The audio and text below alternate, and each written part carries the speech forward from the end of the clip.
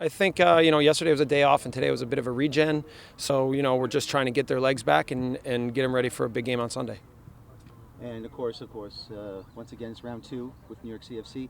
What are you expecting from Vieira this time around? Because obviously, when you put 7 past, it's kind of embarrassing on their side. But still, what are you expecting for him to throw at you? Well, I think more than anything, we're going to see a team whose competitive will is at a much higher level, right? And so maybe there's tactical changes that he makes. I think that they'll stick to what they've done, throughout the whole season pretty much. So I don't think there'll be a ton of maybe some small changes and nuances to some of their tactics, but they've been successful at what they do. So I don't think they're going to go away from that. But I expect see a team that again, the competitive effort that they put into the game, I expect to be at the highest they've ever had and the highest of the year.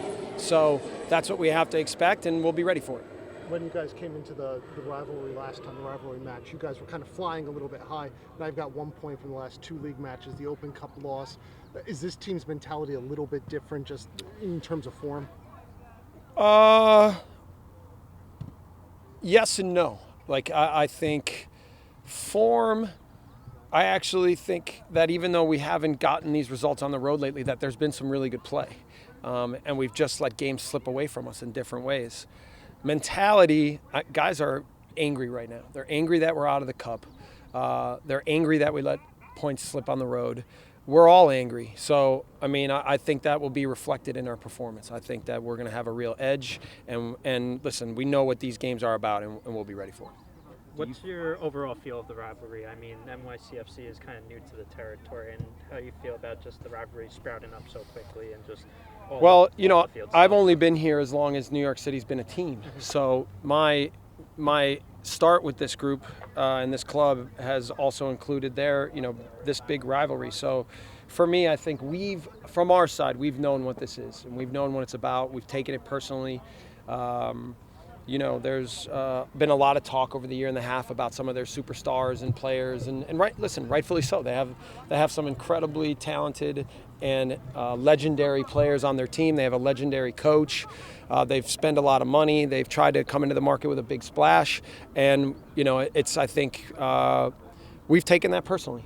We've taken that personally, and we will again on Sunday. Do you guys feel disrespected by that and by just all the talk to NYCFC guys? No, I think it just motivates. It's a motivator because you see the excitement and the belief behind their club, and you see now that even they've had some success, I think we take it as even a bigger challenge, and I credit them. They've had a good year. They've had a really good year.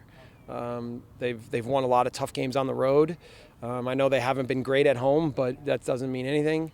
It's a good team with a way. They have, Vieira's put in a way that they play, and they've stuck with it, and I appreciate that because we do the same. So again, it'll be a clash of styles a little bit, but more than anything, a measure of competitive will.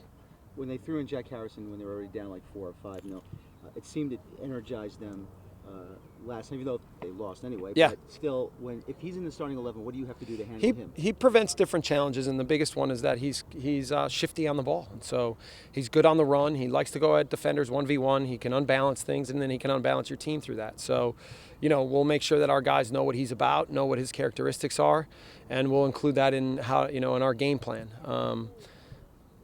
Just a personal update. You have Gideon, I saw out there today, Sean Wright, Kamar. Yeah. A couple of guys. Where are they all at? Gideon, well, first, Sean Wright is the closest. I think he has potential to be available on Sunday. Gideon is day-to-day, probably not quite available yet, but day-to-day. And then, Kamar's progressing well. So it'll be still a little bit of time yet, but all the initial indications are that he's doing really well.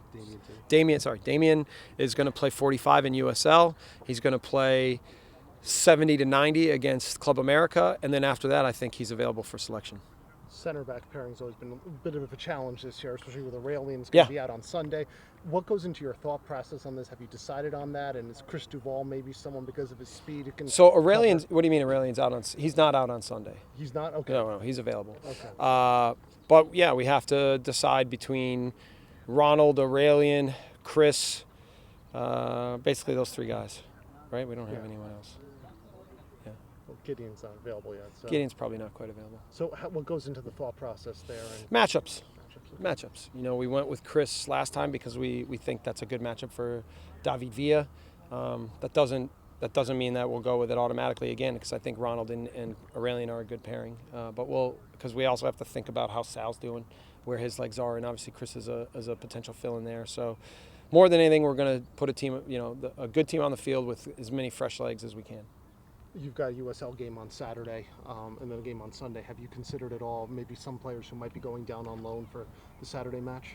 Yeah, like I already said, Damien will be there, and then some of I think Brandon Allen will feature in that. Derek Etienne, I think that's, and Ryan Mira.